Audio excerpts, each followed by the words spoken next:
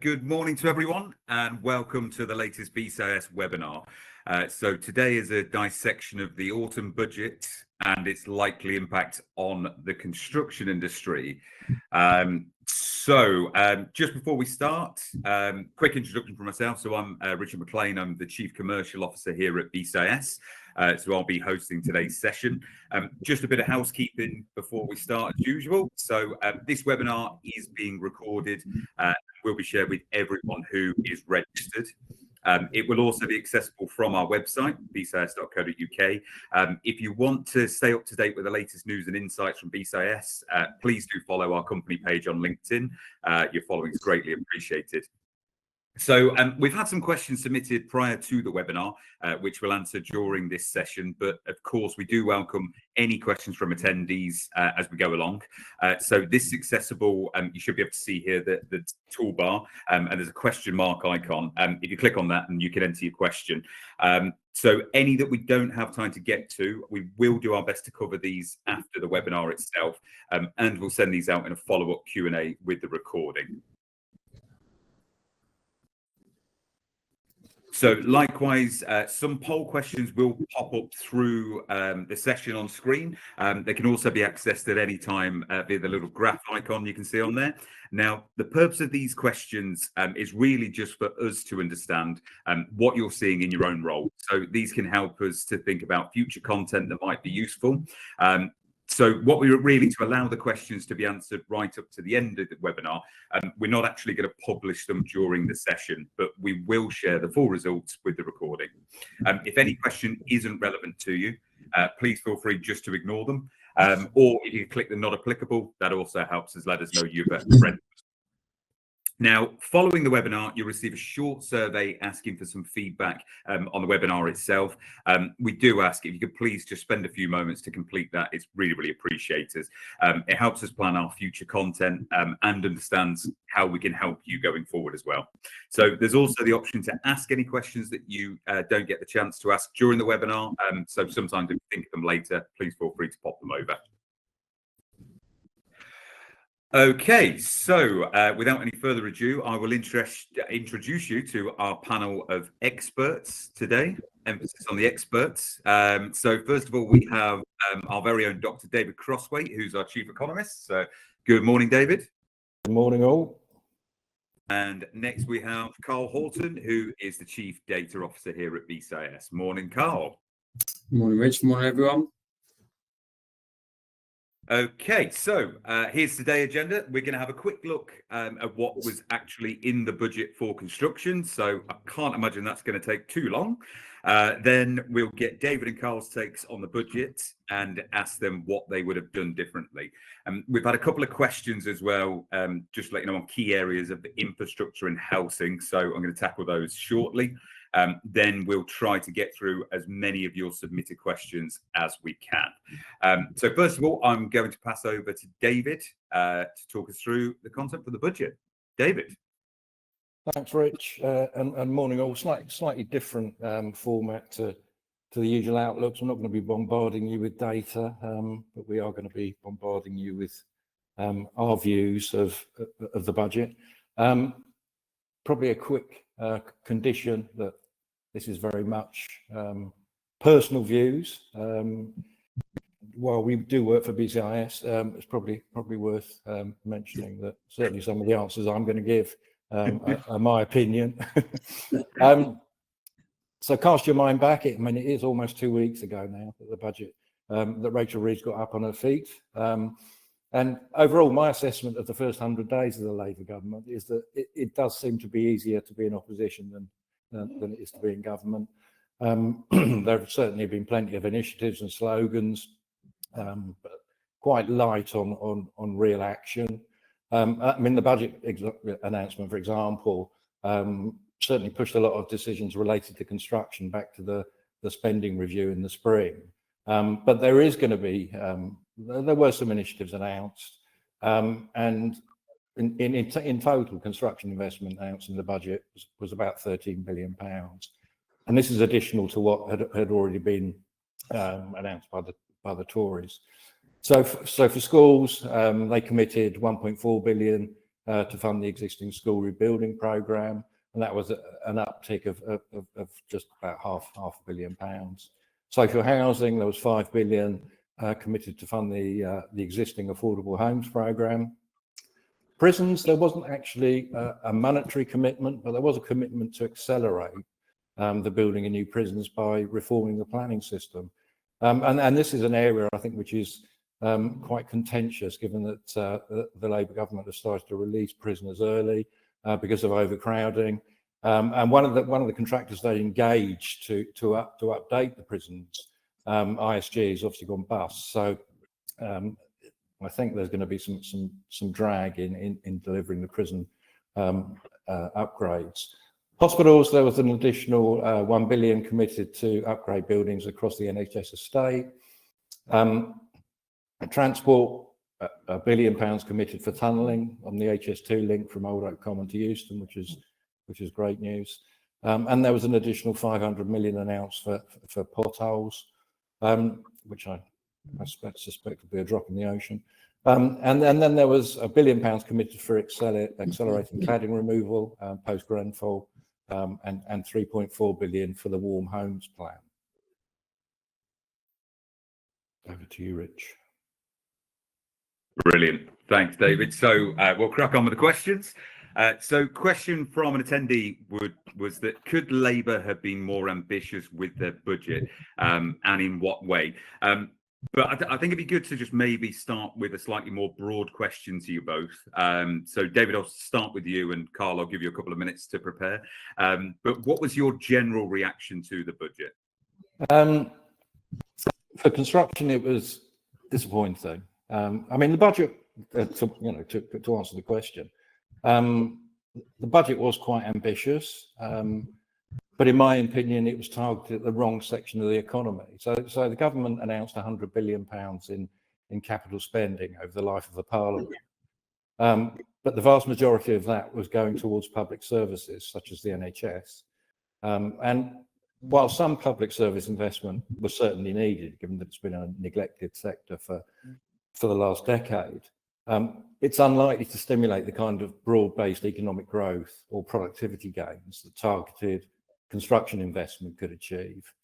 And the other issue for me was increasing the tax burden on businesses, and that's probably, in my opinion, going to stifle growth. So I'm not really sure where any real growth is going to come from. There are going to be consequences from the tax rise on businesses, which is going to translate into low wage growth, potential job losses, and also price rises to cover that increased cost for businesses doing business. I mean, today there's been a couple of newspaper clippings about brick manufacturers passing on the national insurance rise through increased prices. I mean, this isn't due to come in until April, so there is a bit of time, but my suspicion is that it's going to be inflationary.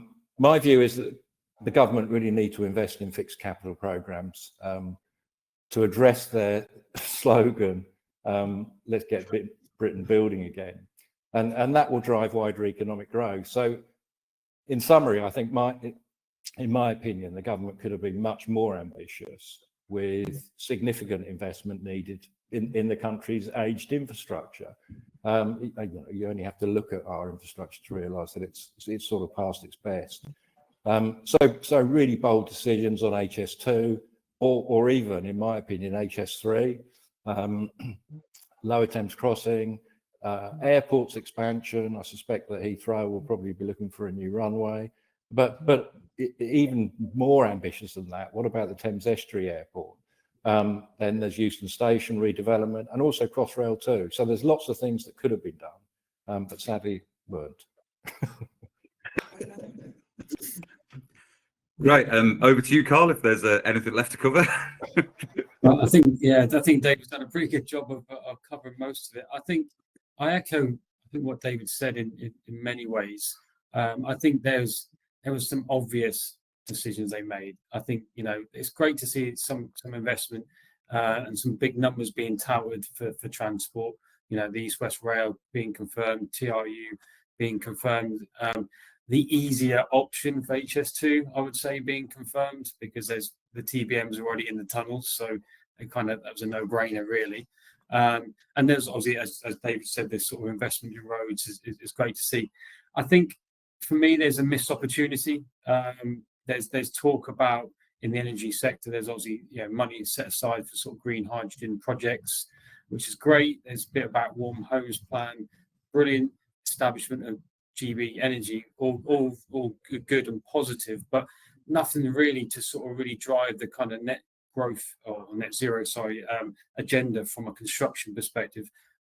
There's a big drive for what we're certainly campaigning, which is around embodied carbon, and I really feel like there was an obvious thing that they've missed. They really should be trying to push that agenda and putting a mandate into place, because that's one of the biggest drivers. It's about the materials we're putting into the fabric of our buildings. How we're getting people to say all this embodied carbon we need to be taken account of. And I think the government really could have it wouldn't have been too much of a sort of sidestep to actually sort of ask them to do that. So I think for me, all the stuff that David said I echo that, but I think there's just probably a little bit of a lack of foresight in the kind of green agenda. Great. Okay, lovely. Thanks, Carl. I think we touched on this a bit already, but was there anything fundamentally different that you would have done? I would have, like I said, I mean, trying to attract private investment into construction has been a challenge over the last decade or so. And I think the Labour Party has sort of certainly talking about trying to address this with their new initiatives. And I suspect there's probably going to be, a new PFI Mark II, public-private partnership set up. But seed investment from the public sector into construction projects will in turn attract higher levels of private investment. And the investment in construction, I mean, I don't want to pick out our sector for being something really super special, but it does have a really big multiplier effect. And the multiplier effect essentially demonstrates the impact of a change in investment on the levels of income employment in a wider economy. So every £1 spent on construction creates almost £3 of value to the UK economy via the multiplier. And that's according to a recent study by the CBI and Oxford Economics. So you can see the importance of investing in our sector, which is something I think the government have missed in the budget. My hope is that the spending review in the spring will be a bit more ambitious. Brilliant, thank you. Carl, anything you would have done differently you want to highlight? Again, I echo what David said. For me, I think one of the big problems in our industry, and it's being impacted and reflected in inflation, is to address the skills shortages. It's a fundamental problem that we have within our industry, that we face significant skill shortages. That's only been amplified by obviously having Brexit. We've got a declining trend, I'd say, in terms of the attractiveness of the industry to younger people. So I think the government could have done more about providing tax incentives to firms to offer training and upskilling programs, open up pathways to get skilled workers to enter into the country to address the sort of labour gaps, because there are some ambitious public sector projects as well as the kind of private sector that have to be delivered, and there's a big nervousness that we haven't addressed the skills shortages. Also, I think when you look at the budget, there is a lot of probably positive news for the big construction companies, but I think we need to do more, or government needs to do more around supporting the SMEs as well. Trying to get them into the marketplace with a bit more security. Lower interest loans for SMEs. Simplify the procurement processes to get them into public projects to support. Maybe some incentivization around sort of those that are doing the green building projects, maybe some tax release to support them. So I think there's a couple of areas really that I think I would have liked to see the government try and do something about. And obviously, I've talked about the green agenda as well. You know, trying to incentivise those companies that are working in the green space. It would be good. Thank you. It would be good to see what our attendees think of whether it was a positive or negative budget for them. Assuming that might be in the poll questions, but yeah, but also some of the questions we've come in are fairly indicative of yeah, probably not. I think it's so Okay. far the questions we've had, but we'll Yeah, cover those later. I mean, it is remarkable. I mean, you know, it's, like I said at the start, it's almost been 2 weeks since the budget, and there's been various comments about its impact on construction. And the chief executive of Balfour Beatty said, "Oh, this is a great budget for infrastructure and our sector." And I just wondered what budget he'd been looking at, because that's certainly not my takeaway from the budget. So. I did pick up on that, David. Yeah, well. So I'm going to slightly rephrase the question, I think, from the answers we've had so far. So I suppose it's how could Labour have been more ambitious in your view? Yeah, I mean, targeted investment in construction. So like I said, I mean, you know, be real ambitious. Bring Crossrail 2 out of mothballs. It's already had sort of £500 million spent on it on consultancy. Yeah, start pumping money into that. Commit to maybe going north on HS2 from Birmingham. So there's lots of things they could have done. Approve the Lower Thames Crossing project, which is still in abeyance. So that's what I would have done. I would have invested much more heavily in construction. And yeah, and perhaps not so heavily in public services. Perfect. Okay, great. Carl, any more comments from you before we move on? No, I think David's probably covered it, and I've probably run on enough about it. Great. Okay. Wonderful. So obviously we have discussed infrastructure slightly now. So the question here is what are the implications for the project pipeline? So if they keep delaying everything, the costs are just going to spiral away. So it was okay, Jens, I'm going to split this up slightly. So David, if you could cover the infrastructure part, if that's okay. And then Carl, will hand over to you for public programs, if that sounds all right. Yeah, I'm sort of banging on about major projects. I mean, yeah, one of the takeaways from the budget was that those decisions have been deferred to the spending review in the spring. More worrying for me was that there was hardly any mention of really of construction, despite Rachel Reeves at the start saying we're going to be rebuilding Britain. And really concerning was that there's barely a mention of construction in the government's 10-year industrial strategy document, which sort of left me sort of, you know, could almost be forgiven for thinking that construction has been forgotten about as a sector that can actually grow economies. My view is that the sector really needs clarity and commitment from the government, and it needs investment, and which will drive wider economic growth. So, you know, a key aspect of that would be updating the national infrastructure and construction pipeline, or at least, you know, committing to the old one or publishing a new one. And you know, this is something that we asked the previous government to do, but didn't really get anywhere.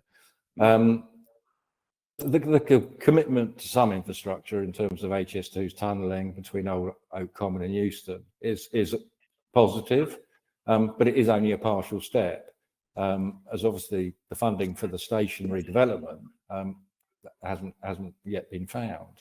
So I agree with Carl. You know, that was probably a fait accompli, given that the tunnel boring machines were already in the ground, waiting for the tunnel to be dug. And similarly, you know, I mentioned this already, the Lower Thames Crossing project is still waiting for direction from the government, and that's not going to happen until next spring. So I think that's really strange, one, isn't it? I don't understand the Lower Thames Crossing one. Sorry to jump in, Dave. No, that's absolutely fine. It baffles me that you know, it's a project which is fundamental, and I don't understand why that it was a decision that had to be delayed by another 6 months. I just did not understand that. Well, actually, it's been delayed for a lot longer than 6 months. Well, yeah, sorry, but Yeah, they I mean, 6 months is the latest delay. Yeah. It's delayed by 2.5 years currently. Yeah. It was one of the projects that sort of suffered because of COVID. So it was due to get approved, yeah, almost 2.5 years ago. But because of COVID and everything else, it was postponed for 2 years because of the massive inflationary impact, essentially. But you know, as we'll probably touch on answering this question, delaying projects doesn't tend to make them any cheaper. What it does tend to do is make them more expensive. Yeah. So yeah, that's another issue. I mean, the other thing is that major projects, you know, particularly infrastructure, I mean, they do attract a lot of criticism because they're all pretty much always. I mean, I'm not sure I can recall an infrastructure project that was delivered on time and on budget, but they do have a tendency to go over budget and take much longer to deliver than originally planned. But I mean, if you look at Crossrail, once the work is completed, you do wonder how you ever manage without it. So I don't think we should view these projects sort of through a cost lens. They essentially cost what they cost. I think we have to think more about the long-term benefits that you get from these things, which are realised over decades. Gone off on a bit of a tangent there, but that's all right. Nothing new there, David. Just before we pass on to Carl, I mean, realistically, what's your expectations for the spring budget? Do you think it's going to get pushed down the line further, or are you feeling at least a little bit hopeful? I mean, the issue, are you talking about the Thames Crossing in particular? Just generally, yeah. you know, I think most of the comments have been made about the budget is essentially that it's not cost the Treasury a penny. You know, realistically, do you think we're going to see an increase in spend in spring? I'm certainly hopeful. I mean, obviously, I have absolutely no influence over the government, so. Thank you for clarifying that. Sadly, yeah, I'm certainly hopeful, and you know, the Red Book, the budget document, did suggest that was what was going to happen. I mean, the other issue with a lot of these projects is that you get to a point of critical mass. I mean, Lower Thames Crossing, for instance, has already had about £1 billion spent on it, getting through the planning stages. So you get to a point where I think you have to commit to these things, because otherwise it's an incredible waste of money. And it's a bit like Crossrail too. That's also had about £500 million in consultancy spent on it so far. So do you completely cancel these things and just throw that money away, or do you just press on? And I think it just requires governments to take difficult decisions. Brilliant. And I'm sure the new czar, the value for money czar that they're appointing, will realise that these things need to be pushed forward. And interestingly, which I thought was completely bizarre, is that he's a board member on HS2. So he's a board member of HS2 Limited, and he's the government's value for money czar. So it'll be interesting to see what he comes up with, really. Yeah, so we'll probably cap the comments there, shall we? And well, one thing he's not allowed to comment on is HS2, which you'd think that if a value for money person was going to be reviewing value for money, that is the one thing that he should be looking at. But anyway, possibly our largest infrastructure project would be a talking topic. Brilliant. Okay, great. Thanks, David. Okay, Carl, over to you. Yeah, so I guess the question that you kind of was aimed at the sort of program around sort of healthcare and education and social welfare. Obviously, as David sort of articulated at the front end when he summarised the budget, that you know there is some money that's been put forward to support our hospitals and our schools. It is nice to see that we are going to continue to upgrade the buildings in our NHS estates. I think it was Boris who said that we were going to deliver 40 new hospitals. So I'm not sure we're going to be necessarily delivering that many, but it's nice to see that there is investment going into that. And obviously the schools, there's a huge expansion program that's needed to service the skills, sorry, the sort of number of heads shortage that we have in schools, and obviously the condition of them, to make sure that they are all compliant and are a safe place for our children to go and learn. But obviously the key to the sort of question was around about sort of delaying certain aspects of this and pushing some of the funding down the road a little bit. And I think we've all always sort of learned from infrastructure projects, and this includes the sort of built environment, is that anything you push down the road, you know, it'll give you an immediate kind of boost in your finances because you're not spending any money. But longer term, what you end up with is just paying more for it. It's history tells us that you know, you just by pushing down the road, likely the inflation and the material prices will go up. Invariably, the labour costs will go up. So your budget that was set a year ago is going to be more often than not out of kilter. So obviously one of the things that we really try to stress at government level and across all kind of projects really is to make sure that those that are tasked with managing the budgets are putting effective measures in place to make sure that they are doing the best to get value for money.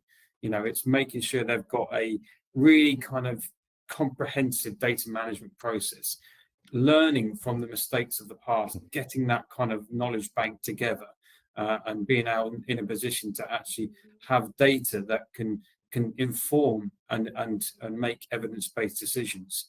And obviously linked to that is the real kind of stringent sort of benchmarking practices that are needed to validate the costs that they've been put in front of them, so they can then challenge those back to the supply chain. You know, because it's important that we deliver these as close to budget as possible, and obviously making sure that ultimately we're getting value for money across the projects. So there are some things that the government should be doing across this kind of program of works in hospitals and schools, and obviously hopefully eventually the prisons as well, to make sure that we are driving value for money for us, the taxpayers at the end of the day. Brilliant. Thank you, Carl. Yeah, absolutely agree. Okay, so on to everyone's favourite topic at the moment, was around house building. So the question here was around, you know, does the budget ensure Labour will hit their target of building 1.5 million homes? And have they gone far enough to ensure the target will be met? What could they also include? So I think this is quite an interesting one before we pass over, because this topic seems to have gone a little bit quiet post budget at the moment. So I'll be fascinated to hear your opinions. So David, we'll start with you, if that's okay. Yeah, it's a bit of a bugbear of mine. I mean, the short answer to the question is no.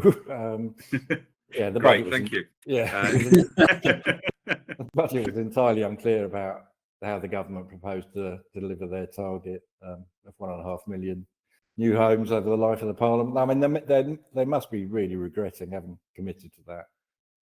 I would imagine, you know, along the same lines as they must be really regretting ring fencing personal taxation, because I think if they hadn't ring fenced personal taxation, they probably would have gone up, which I think might actually have been a better solution than taxing businesses.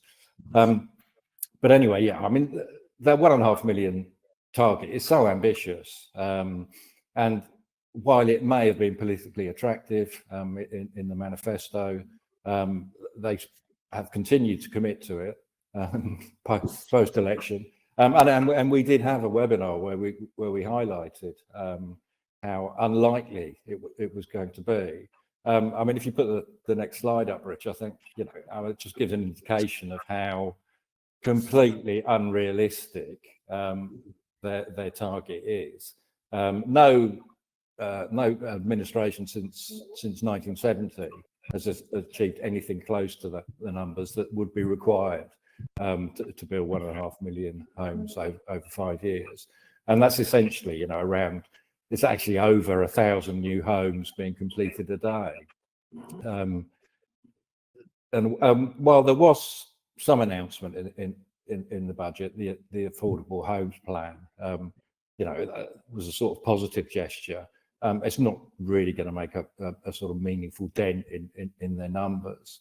And this is largely because governments don't have any influence on supply, really. Private developers obviously control new housing supply, and they're operating under market motivations. So it's not in their interest to flood the market with new homes.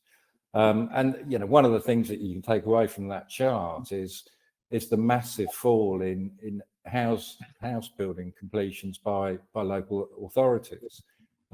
It's gone down to about 4,000 a year now, and to hit the targets that the government have committed to, it would need to be around sort of the sort of 150,000 a year mark. And the other issue is that even if they commit to all this stuff, the people that are going to build it are private commercial property developers, and they're just not going to be flooding the market with new homes for the reasons I've already outlined. So no, they're not going to do it. And, you know, frankly, they probably shouldn't have committed to doing it in the first place. No, I think you're absolutely right. I mean, have we seen much from the housing starts point of view, David? Or because obviously this is primarily completions, isn't it? Have we seen any increase in housing starts? No, we haven't. I mean, it's a pretty big clue, isn't it? If yeah, absolutely. I mean, house prices have started to uptick very slightly, and given that, you know, we had a basis point cut by the Bank of England last week, there could be some movement in starts, but obviously, what with, you know, what's happened in the US with the election, what happened in the budget, there are potential inflationary impacts coming out of that, which may well start to slow the market, even though it has just picked up.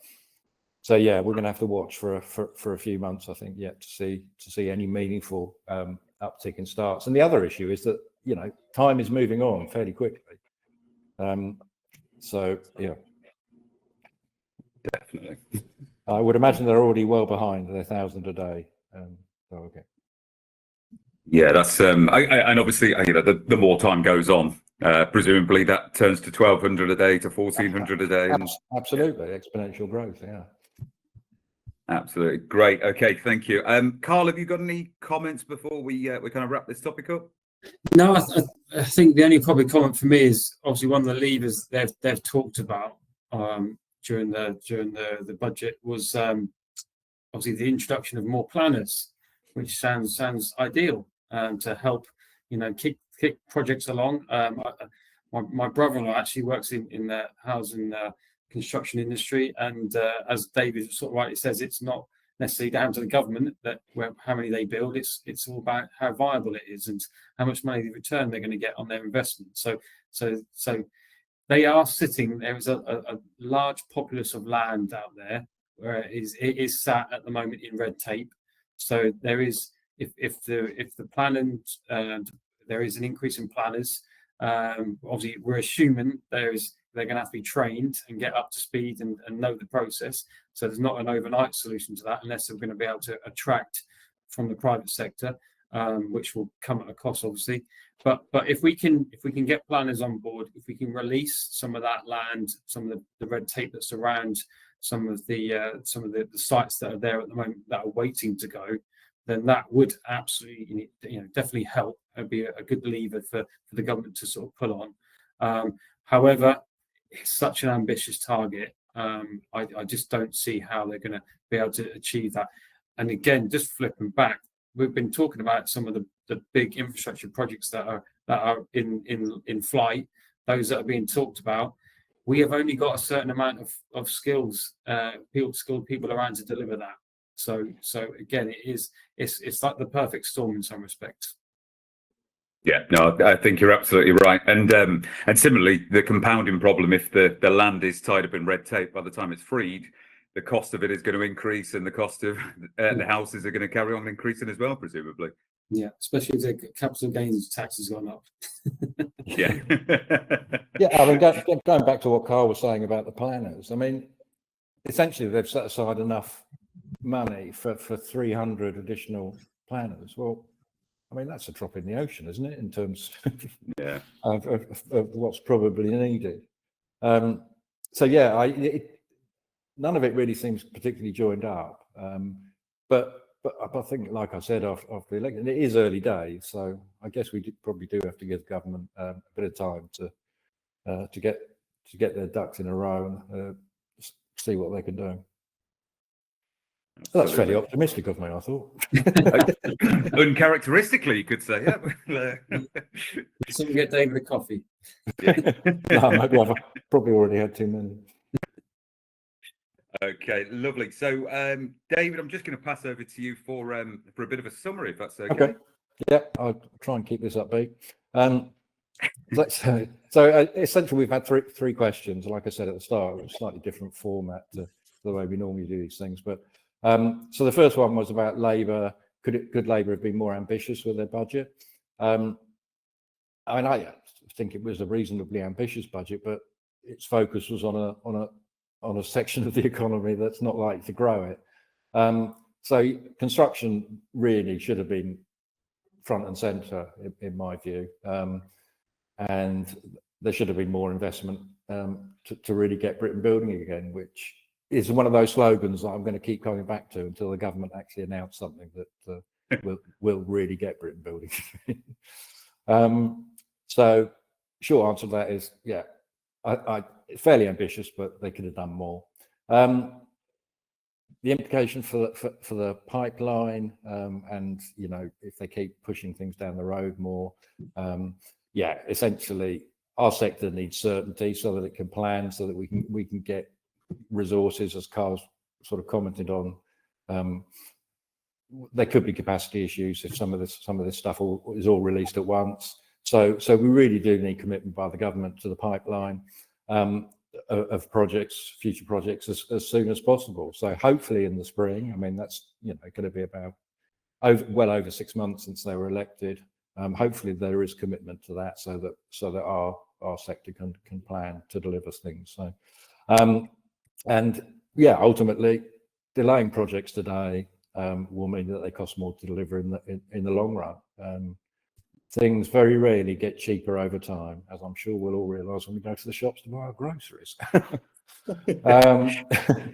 And the final question was how could we forget? Does the budget ensure Labour will hit their target of building 1.5 million homes? Well, in my view, the target was aspirational, and really it's nothing more than that. My suspicion is that, sort of looking at what's happened historically, I suspect they'll deliver close to the long-term average of around 200,000 new homes per year.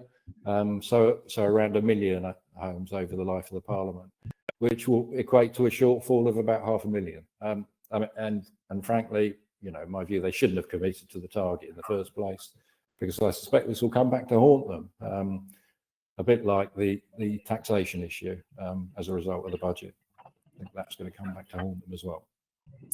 But yeah, so tried to be as optimistic as I could. Yeah, well, no awards for optimism there, David. But obviously not that optimistic. Can only deal with what they've done.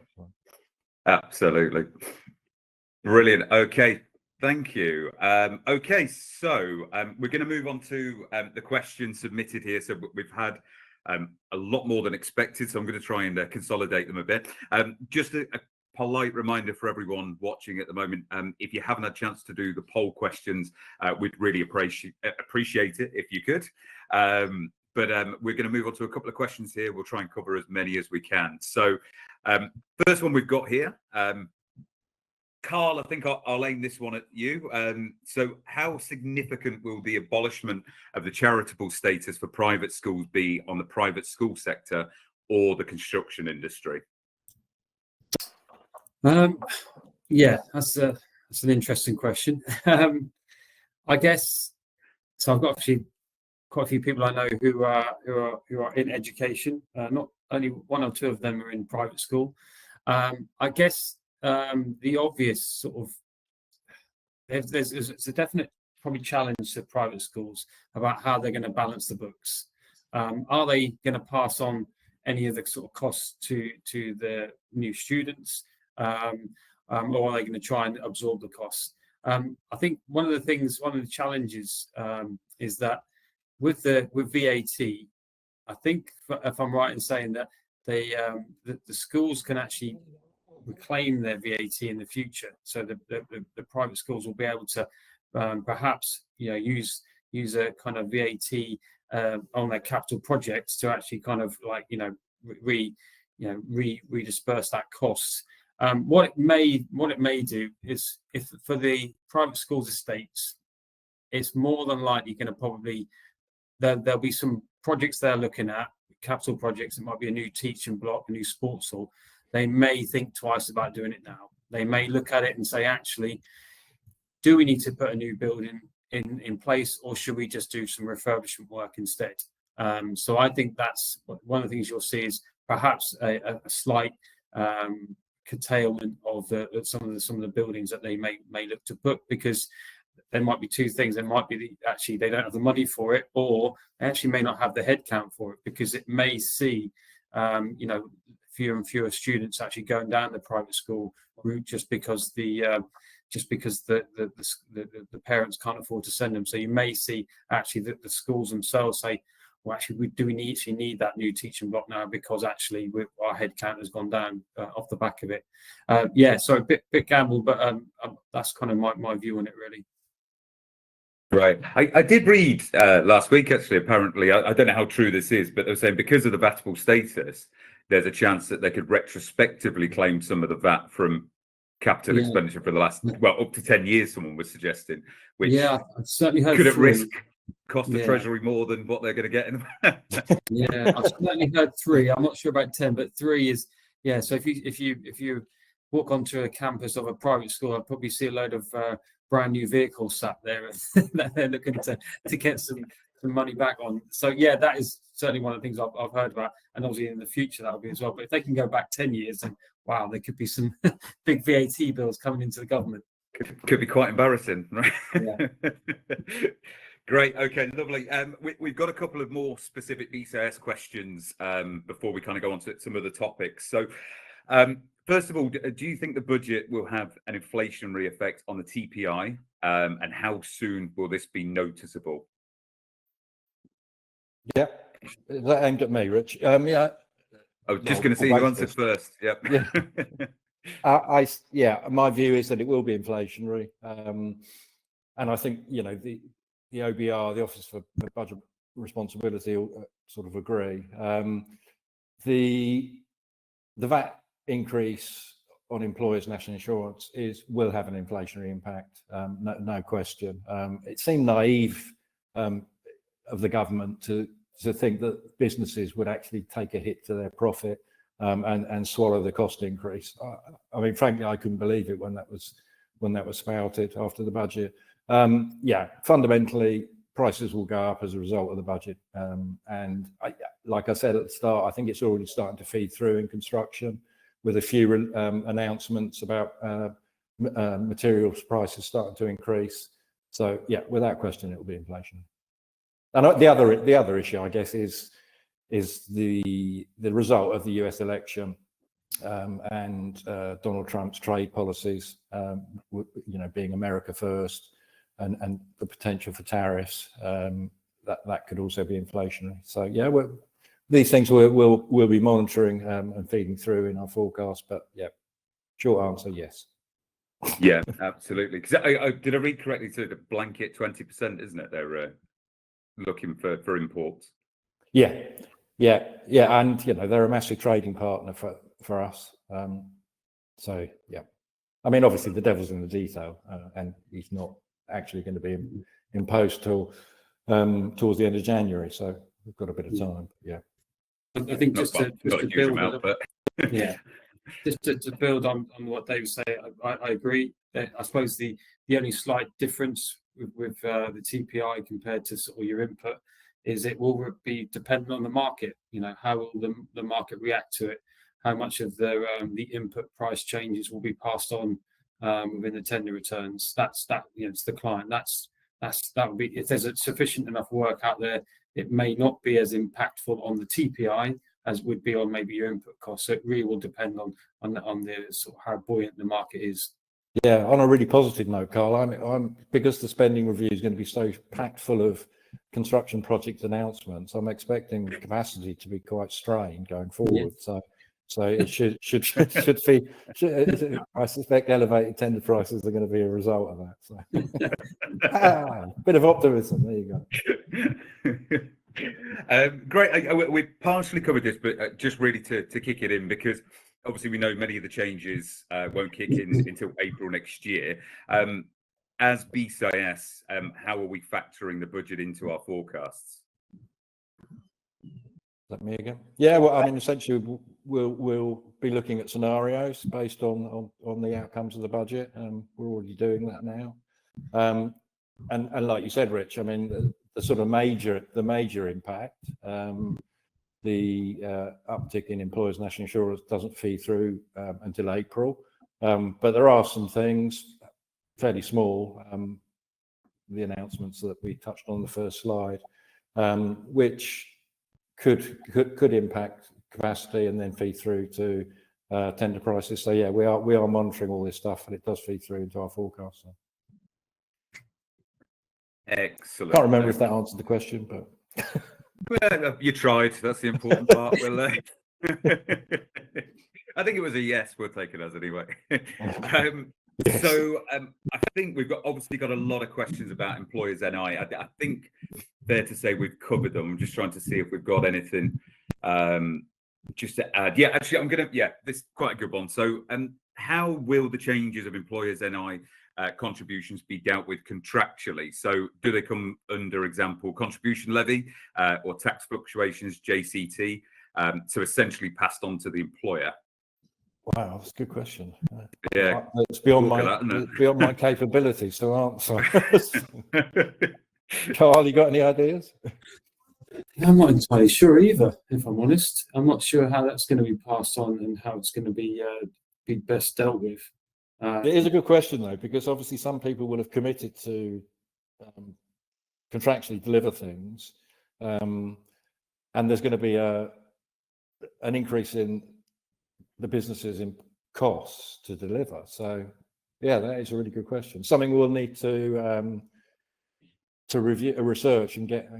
Yeah, we'll regroup and put that in the Q&A document we send out. Yeah. But yeah, no, it's an angle I've certainly not covered before, I don't think. So yeah, it's a really good question. Okay, let me just have a look. What are these? Naturally, ISG have popped up quite a bit. So I think we did cover a bit of ISG, but it would be good to just give a quick summary. But what fallout it expected from the ISG failure? David, I'll point that one at you, I think. Yeah, it's already been massive. Essentially, there's nothing left from the administration to pay anyone. So unsecured creditors, which most subcontractors will be, are not going to get any money. The secured creditors, which are the lenders, so the banks and finance institutions, will probably get a bit, but not very much, I would imagine. Yeah, I mean,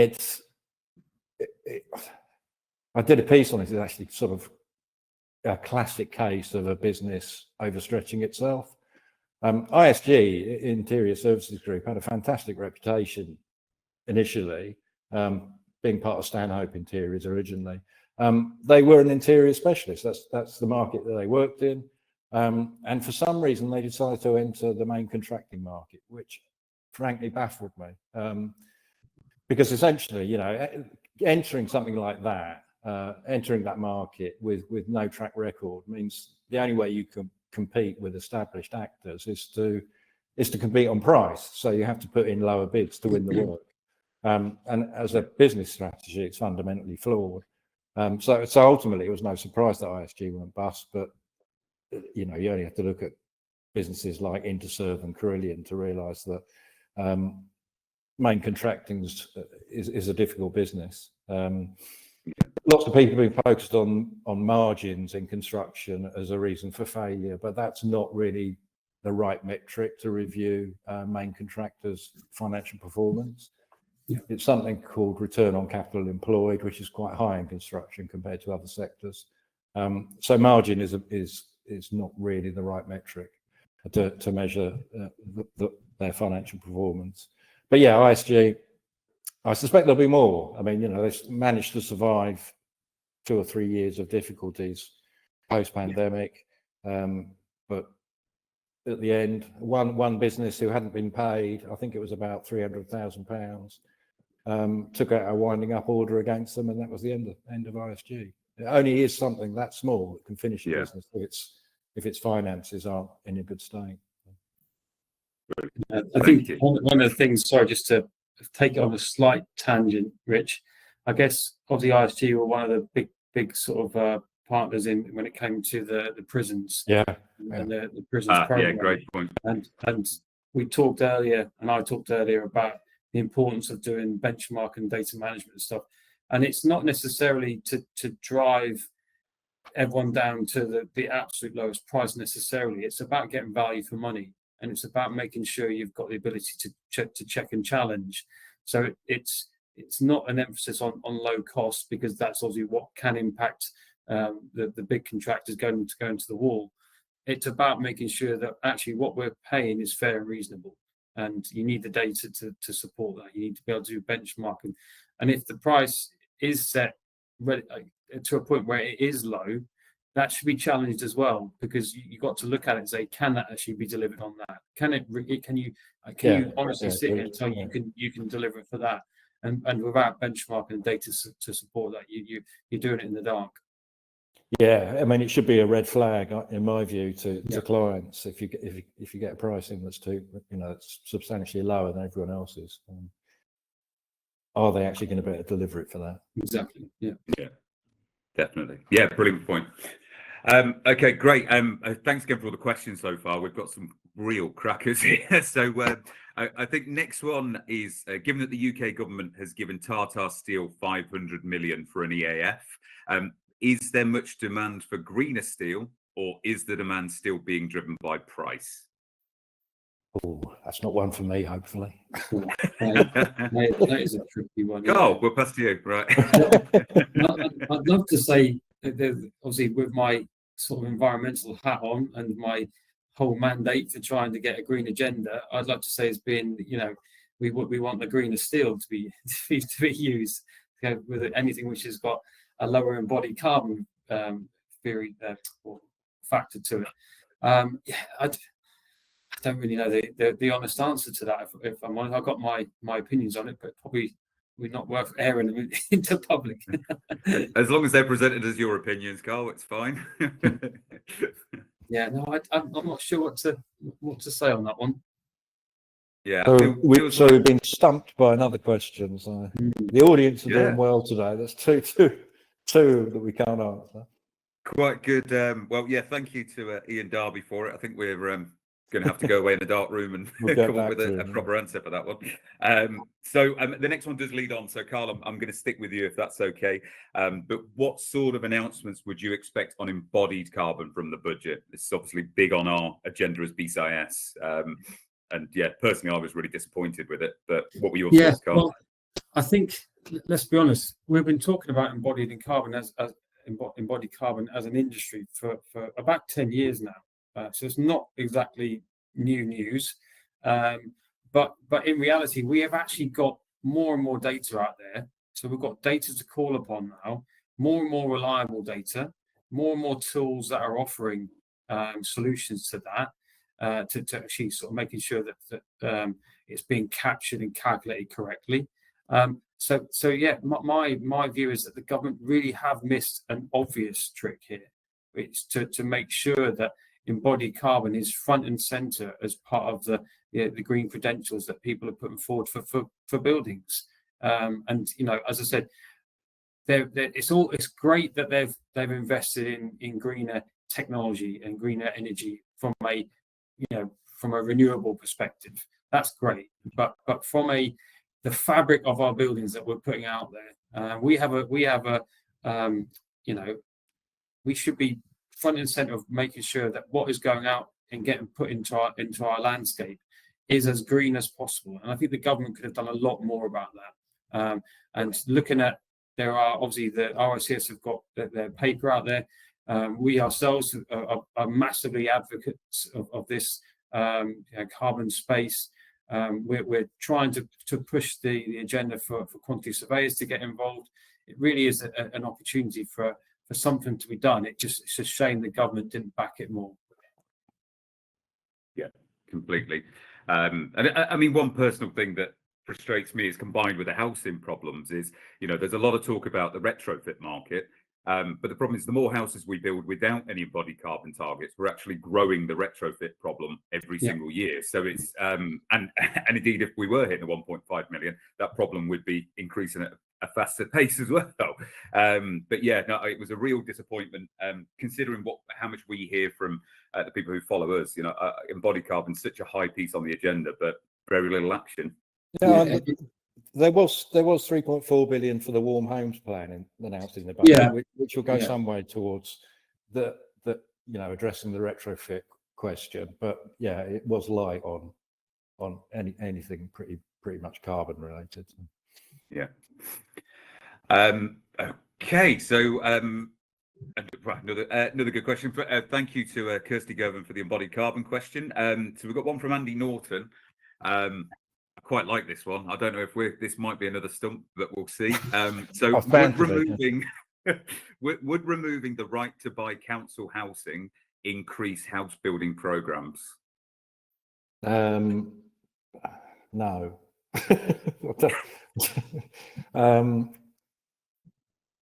I mean, this is slightly ironic, isn't it, really, that Angela Rayner has introduced this, given that she actually benefited from the right to buy scheme herself. I do find politicians a sort of like weird bunch. I can understand why they've done it, because essentially they want to increase the critical mass of public sector housing that essentially stays there, doesn't enter the private sector market by being bought and then sold. So I do sort of understand it from that perspective. But I'm not sure it's going to have that much of an impact, to be fair. What was the question again, Rich? Sorry. So just to check in case there's anything you want to add, but yeah, would removing the right to buy council housing increase house building programs? No. Okay, well, at least it wasn't a stumped question anyway. Great. Okay, we're really over time, so I think we'll try and cover one more if we can. Let me just try and pick one. We've got really good ones, so we're going to be busy picking these up. Okay, so we'll do a final one from Peter Humphreys. So can we have your views on the impact of larger construction corporations versus smaller SMEs? So essentially, do you think larger businesses will monopolize materials and labor at the detriment to smaller firms?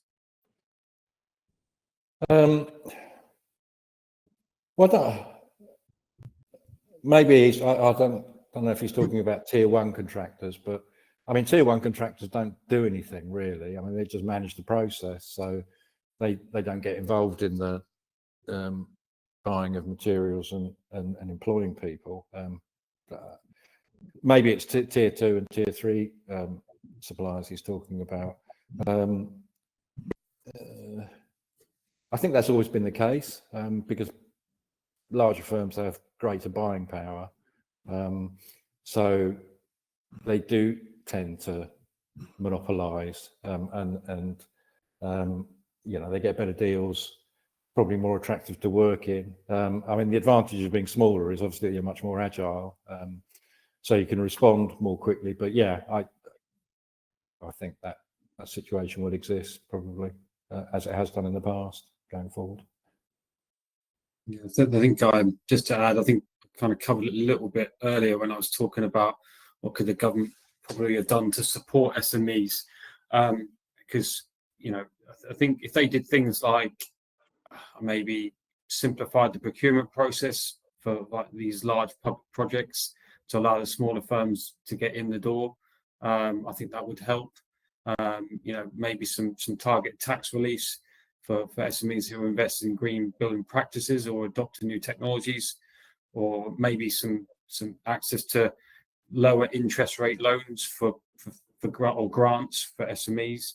in construction, all the sort of things that give them levers to pull on to try and compete with the big guys. Because as David said, buying power, the ability to stockpile materials, etc., is a problem, and also it's just a behaviour, isn't it? That's gone on for decades.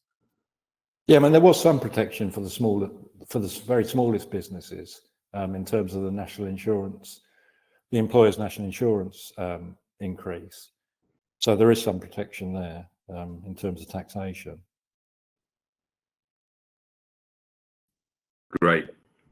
Okay, well, I think it's time we wrapped up. We've only run over by a quarter of an hour, so thank you all for everyone for staying on topic. And but yeah, no, thank you all for joining. If you've got any more questions, you will get your opportunity to drop them over, and we will try our hardest to get them. But Carl, David, thank you for your contributions today, and we'll see you all soon. Pleasure.